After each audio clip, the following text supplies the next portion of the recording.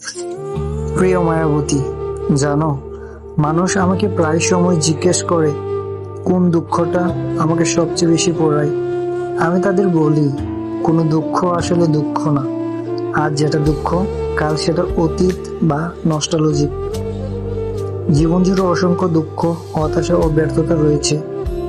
সেই ছোটবেলা থেকে আজ পর্যন্ত কোনো দুঃখ আমাকে দীর্ঘদিন দুঃখ দিতে পারেনি, পোড়াতে পারেনি। কিন্তু ইদানিং একটা দুঃখ আমাকে পোড়ায়, ভীষণ ভীষণ রকম ভাবে পোড়ায়।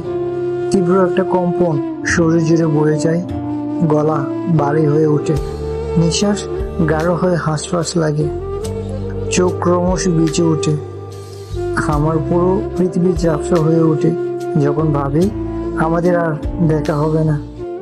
পৃথিবীর হাজার মানুষ তোমাকে দেখবে, কিন্তু আমি আর কখনো দেখতে পাবো না।